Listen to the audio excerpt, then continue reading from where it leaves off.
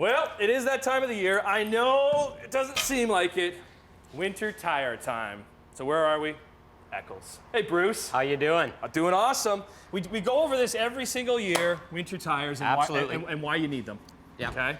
Why are they so important? Well, the thing is, the rubber on the tires now is formulated in such a way that the rubber will adhere to the road better. Once it's 7 degrees or lower temperature, the tire itself will stick to the road better. Real simple terms. Okay, so we're kind of going through the process because this car that we're working on, it actually doesn't have rims. That's correct. Okay, that you can switch off from winter to summer.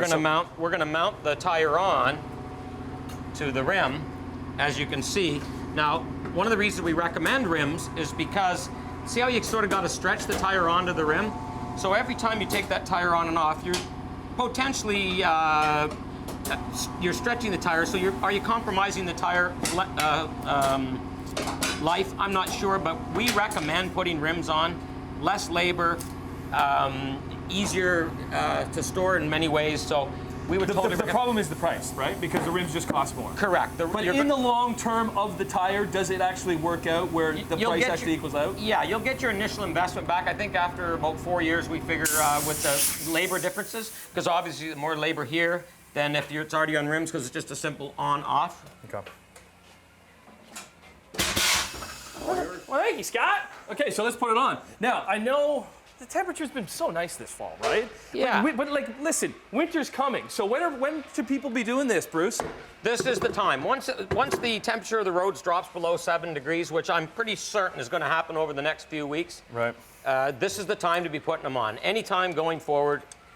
These tires are designed to also work in temperatures that are not necessarily freezing. Like I say, 7 degrees and you're good to go. Want to grab me that gun so I can put them on here?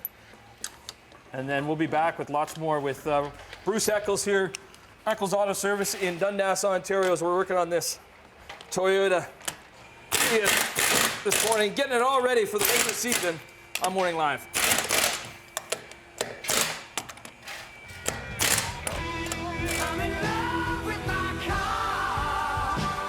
Hi, my name is Jeff. I work at Eccles. If anything goes wrong today, we know who to blame. We blame Jeff. Back with Bruce Eccles, because Jeff's been with you for 34 years. 34 years. Yeah. And he has the day off today, so I'm borrowing his shirt. Looks good on you, I might add. We're talking emergency kits because we're getting to the season. Even if you're the utmost prepared, you can't predict what's going to happen in the winter. So we recommend having a kit in your trunk for those potential breakdowns or failures. You never know what's going to happen in the winter. So you can buy these kits assembled, which is booster cables, gloves, blanket, a help sign, a screwdriver, some candles, some matches, a flashlight. Recommend a blanket for sure. Pair of boots. If you tend to wear dress shirts, shoes when you go into, you need a pair of boots, because if you have to walk from your car, you don't want to be doing it in your high heels. These kits are good because like buying all this stuff individually, because you don't really know the list to buy. That's correct. Right? That's correct. And you can find these kits available online, or I think a lot of stores sell them. Okay. And I would recommend buying a whole kit because it's complete and ready to go, and it packages up quite nicely. It doesn't take up a lot of space. Two things that aren't here that you should also maybe add is a shovel, small little shovel. Yep. Okay. Camper stores have them. I think you can buy them. Some kits might even have the shovel in it. Ice. Or ice. No. What combats ice? Salt. Good for you.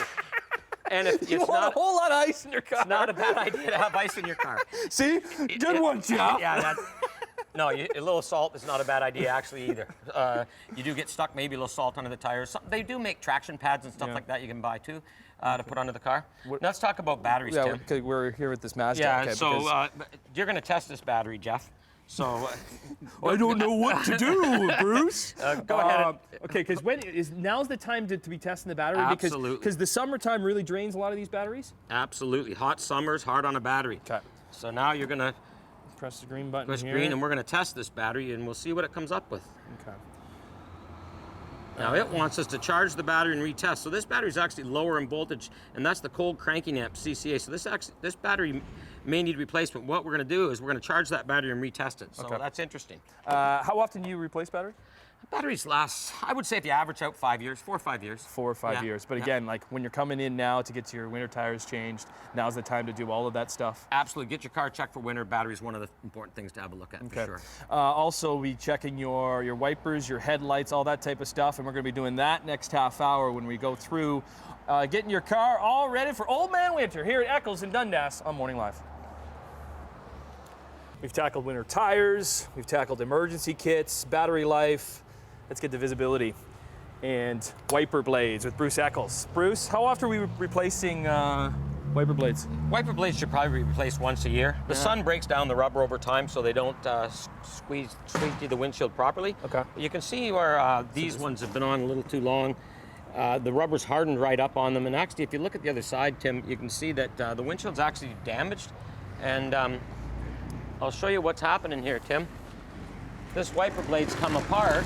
Okay, and when it's been going back and forth, look at how it's damaged the windshield. So these wiper blades have probably been on far too long. Okay, so they got to be replaced. So you're not going to see well with those ones. Speaking of that, let's talk visibility and headlights. And there's a bit of a foggy glaze over top of these headlights. Yeah, these are basically a plastic lens, and the sun starts to deteriorate that plastic over time. Now, there is a process that will restore this, but you can obviously see the headlights are not working properly. So visibility being a big thing in the winter, this car, he's not going to be able to see very well. Especially when you compare it to this side. Well, now, this side is how actually starting? You can just see this one starting to go, but not probably interfering with the actual direct light of the headlight yet. Over time, of course, it'll be like the other side.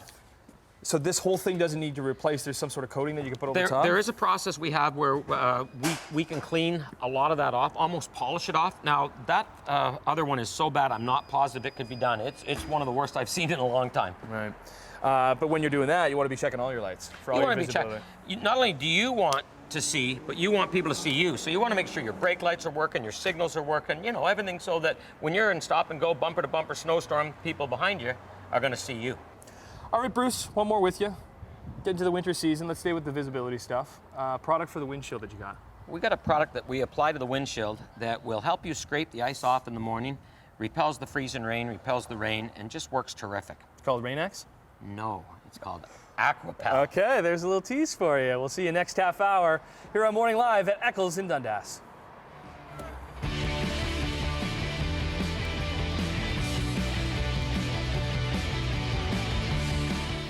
Okay, product here called, Bruce? Aquapel. Okay, so what is it? What's it doing? Well, that's a formula that's probably some secret that no one knows, but now you apply it with this applicator. Now you wipe it off. It's similar to a wax, I suppose, as far as the buffing process. It's a chemical process where it actually blends in with the glass and smooths it out, so therefore repelling the water. And you did a good job, Tim, but I think you might have missed a few spots. Yeah, Tim did a good job. If it was a bad job, it was Jeff would have done a lot better job than that, I'll tell you. So we apply that to the windshield. Okay, now what we've done today, just for demonstration purposes, we've done half the windshield with this Aquapel, and half is going to be just as it was when the car came in. Yeah, so you say this Aquapel. So there's another product, Rain-X, out there. Isn't it more of a summer thing for rain? Like, does it do anything in the winter? I don't know a lot about the chemical compositions. Right. Apparently, the Rain-X is more of a wax-type product. I'm not going to say one or the other. They both, I think, perform the same task. I believe this lasts longer. But what about in the winter, though? What's it doing for you in the winter? Well, this helps you scrape the ice off. When your windshield is covered in ice, this helps with that whole action of the frost. I think what it does is just basically, in real simple terms, makes the glass smoother. Okay. Recap everything, because we're into November. I know it doesn't seem like November, so nobody's thinking about their winter tires, but people are golfing today. Right. But it is Didn't you time. didn't you change somebody's tires? We drove a customer to the golf course while we were putting his winter tires on. Right. But you already got a lineup for winter tires, so people are getting them changed. It's time, yeah. But once Brian Wood says that there's a storm coming, listen to Brian. Right? Yeah. So you know now's the time to do it before you get to that stage. Well, ultimately, a lot of people wait until it snows, but in theory, that's almost too late because you should have them on before it snows, right? And then what happens is you're going to be in line with everybody else trying to get them on the day it snows. So this is preventative this instant. Well, you do this every year, but everybody still waits to the end. Okay, That's so let's give this a try. So this side here, the driver's side has this Aquapel on. Correct. The other side doesn't. That's correct. So we're going to do a little demonstration here. Okay. We're going to do a simulated rainstorm to show you how this works. Give it to us there, Brucey. Can you see the line right there? Oh, you can totally see the line right in the middle. See where it's done and where it's not done? Look at how that side's all clouded over there. Look at how this feeds. And we're not even on the highway, right? No, because when you're on the highway, you're getting all the wind. The water's just blowing right over. You don't even need your wipers, but look at that. Of course, the ice scrapes off easier too, so what a great product. Cool. All right. Well, come see Bruce and Scott. Scott's around here somewhere too. How many He's locations? fixing cars, he's busy. Well, because he's a busy guy, Yeah, right? yeah, he's doing winter tires. Can I take this shirt off so I don't have to do No, all the you, work? you can take that. you got me for the day? Yeah, we got you for the day, I hope. All right. Changing winter tires here at Eccles with Bruce and the crew on Morning Live. Let's get to it then.